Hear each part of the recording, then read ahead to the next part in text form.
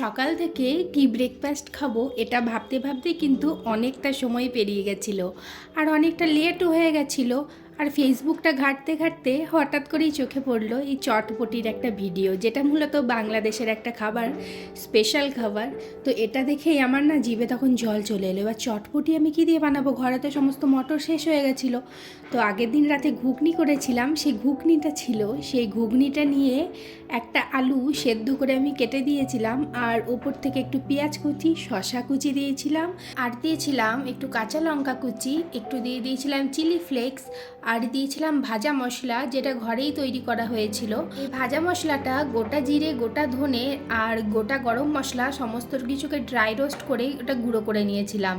এরপরে দিয়ে দিয়েছিলাম চাট মশলা, আর দিয়ে দিয়েছি একটু লেবুর রস, ওপর থেকে দিয়ে দিয়েছি একটু তেঁতুলের চাটনি, যেটা আমার ঘরেই বানানো ছিল, আর দিয়ে দিয়েছি একটু ধনেপাতা কুচি। তেঁতুলের চাটনিটা কিন্তু আমার পেজে আপলোড করা আছে রেসিপির ভিডিওটা, তোমরা চাইলে দেখে নিতে পারো। আর এরপরে এই সমস্ত কিছুটাকে খুব ভালোভাবে আমি মিক্সড করে দিচ্ছি। আর তেঁতুলের চাটনির রেসিপিটা আমি কমেন্টে পিং করে দেবো, যদি তোমরা দেখতে চাও সেখান থেকেই দেখে নিতে পারো। এই সমস্ত কিছুটাকে মিশিয়ে নিয়ে ওপর থেকে আমি একটুখানি ডিম দিয়ে দেবো কেটে।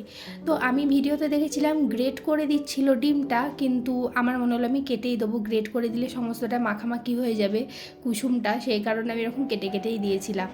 খেতে যে কি অসাধারণ হয়, না বানালে বুঝতে পারবে না। আর এটা একবারই আনহেলদি না কিন্তু। ওপর থেকে একটুখানি দিয়ে দিয়েছিলাম গোলমরিচের গুঁড়ো, আর একটুখানি দিয়ে দিয়েছিলাম বিট লবণ, ব্যাস রেডি হয়ে গেছিলো। আর সিরিয়াসলি এত টেস্টি খেতে হয়, তোমরা অবশ্যই বানিয়ে দেখো। যারা মানে বাড়িতে ঘুগনি বানানো আছে বা বানাবে ভাবছো, তারা কিন্তু এই চটপটিটার জন্য একটু ঘুগনি বাঁচিয়ে রেখো। ভিডিও ভালো লাগলে লাইক কমেন্ট শেয়ার করে দিও, আর আমার পেজে নতুন হলে পেজটাকে অবশ্যই ফলো করে দিও। আজকের মতো এইটুকুই, টাটা।